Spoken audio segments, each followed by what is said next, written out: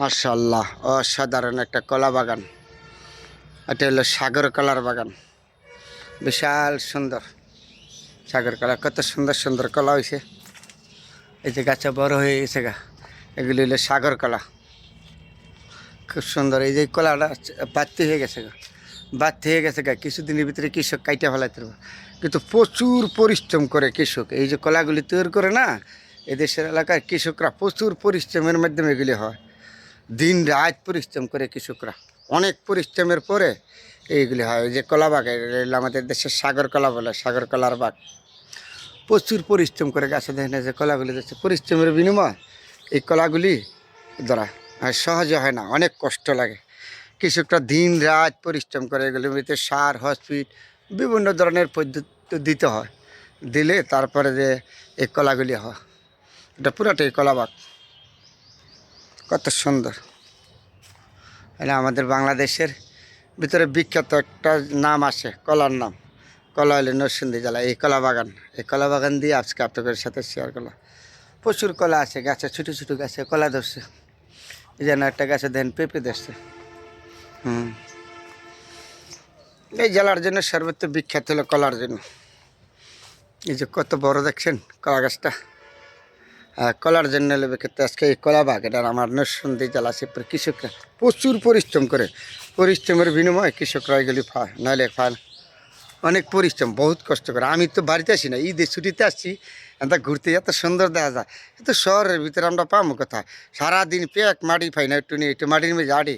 এই যে কালকে ঈদের দিন গেছে, আজকে আসছি একটু ঘুরতে, কত আরাম লাগে। গাছতলা দাঁড়তেছি, বাগানের ভিতরে দাঁড়তাছি, শরীরটা ভালো থাকে।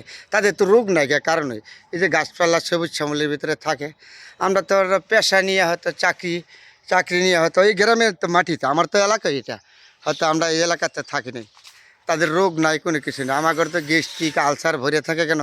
এই যে একটা জাম গাছে জাম হয়ে রয়েছে, কেউ খাওয়ার মানুষ নেই।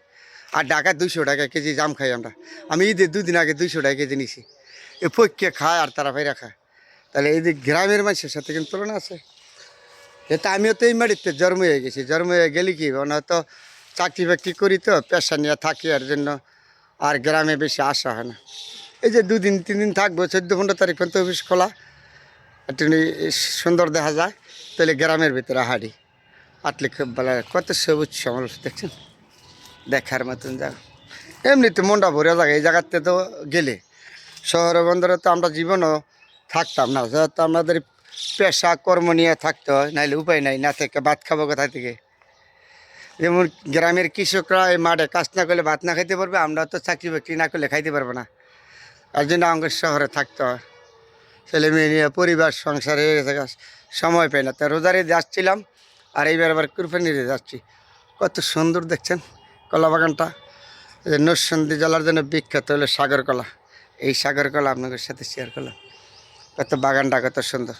এগুলি ফরমালি মুক্ত, একদম ফরমালি মুক্ত। ঢাকাতে আমরা ফরমালি দিয়ে কলা ফরমালি ছাড়া কলা নাই। আর এগুলি একদম ফরমালি মুক্ত কলা, নরসিংদীর কলা। সাগর কলার বাগটা কত সুন্দর, আপনাদের সবার সাথে শেয়ার করলাম। বন্ধুরা সবাই ভালো থাকবেন, সুন্দর থাকবেন। কত না সুন্দর, যেই দিকে তাকাইবেন এইদিকে। এই যে এখানে একটা কলার ছড়ি, কত বড় যাচ্ছে।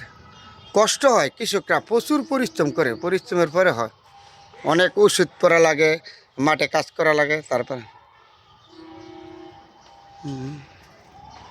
খুব সুন্দর একটা দিন। তারপরেও ভালো এগুলি পরিশ্রম করে গ্রামের কৃষকটা প্রচুর টাকা আয় করে, খরচ যেরকম করে আয়ও করে, তাদের খরচ আছে। তাদের ভালো থাকবেন।